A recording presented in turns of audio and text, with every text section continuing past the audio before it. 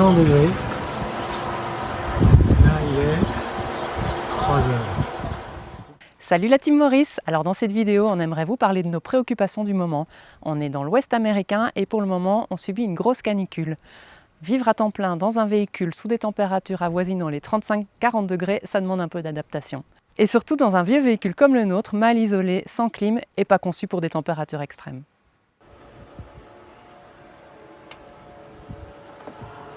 Il fait trop chaud pour travailler.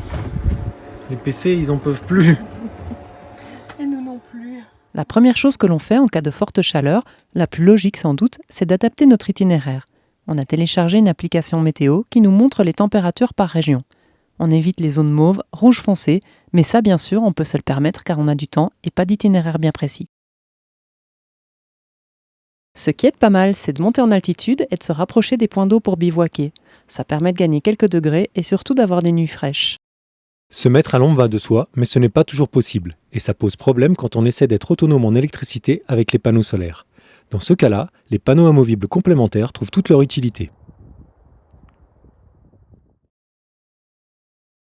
Puisque notre Maurice ne dispose pas des dernières technologies en matière de clim ou d'isolation, on a dû être inventif. On cherche avant tout du low cost et du low tech. Pour réduire la température à l'intérieur du camion, on a réalisé des protections solaires extérieures pour les fenêtres. Il en existe des toutes faites dans le commerce, mais elles sont coûteuses et uniquement conçues pour des modèles récents. Ce matin, c'est atelier par soleil. On a trouvé facilement des rouleaux de film bulle avec isolation thermique en magasin de bricolage ou de couture. On n'a pas trop eu besoin en Norvège. Mais là, je crois qu'on en aura besoin. Quelques œillets, des ventouses et le tour est joué. Les protections des lanterneaux restent en permanence sur la face intérieure. Mais on a aussi cousu des protections extérieures supplémentaires pour les lanterneaux en coupant dans une ancienne bâche de protection de voiture. Moins pratique à poser, on les utilise moins souvent, mais c'est efficace quand les lanterneaux sont ouverts et que le soleil entre dans l'habitacle. Toujours sur le plan thermique, on a fabriqué une couverture isolante pour séparer la cabine qui n'est pas isolée. On sent vraiment la différence, que ce soit pour le chaud ou pour le froid. Et pour l'attacher, nous on la coince au niveau du matelas, simple et efficace. Notre frigo Trimix a plus de 30 ans. Il fonctionne toujours très bien. 15 à 20 degrés de moins que la température extérieure, c'est super, mais ce n'est pas suffisant quand il fait 40 degrés. Seb est en train de rajouter un ventilo sur le frigo pour l'aider à rafraîchir un peu plus. Tu t'en sors ? Ça va.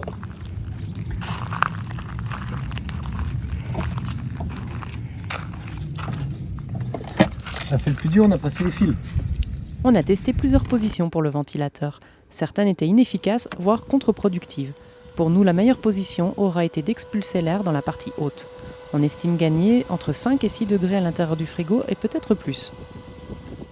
Pour aider davantage notre frigo, lorsque nous sommes en pleine nature, on crée un espace ombragé grâce à une toile micro-perforée. C'est rapide à mettre en place et peu encombrant.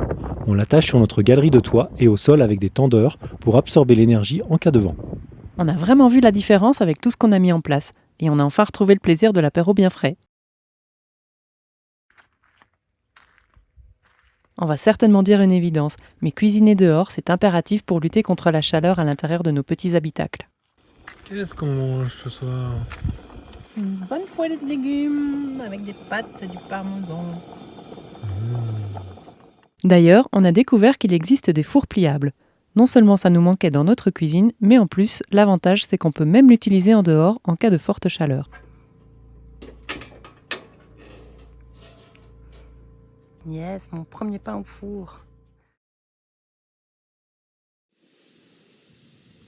Et là, il fait tellement chaud que Grant est venu nous installer un brumificateur.